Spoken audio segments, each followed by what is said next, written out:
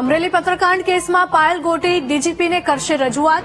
બપોરે 2:30 વાગે પોતાના વકીલ સાથે ડીજીપીને રજૂઆત કરશે. 3 પોલીસ કર્મીઓ વિરુદ્ધ પાયલ અને તેના વકીલ આનંદ યાજ્ઞિક કરશે રજૂઆત.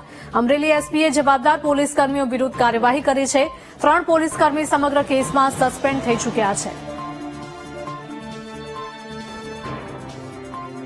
સંવાદદાતા મેહુલ જોડાયા છે ફોનલાઈન પર. મેહુલ, અમરેલી પત્રકાંડ કેસમાં પાયલ ગોટી હવે ડીજીપીને રજૂઆત કરશે.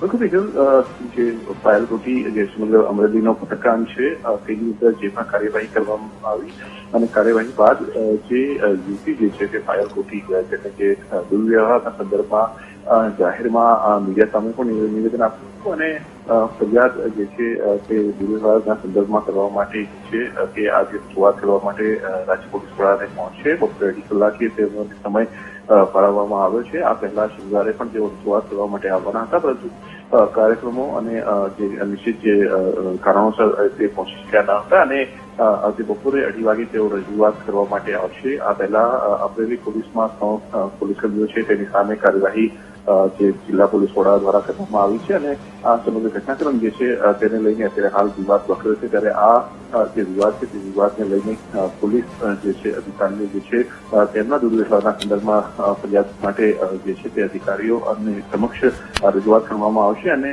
પાયલ ગોટી જે છે તેના સાથે તેમના વકીલ અને અન્ય આગેવાનો જે છે તે ઉપસ્થિત રહેવાના છે. જી મેહુલ, આભાર.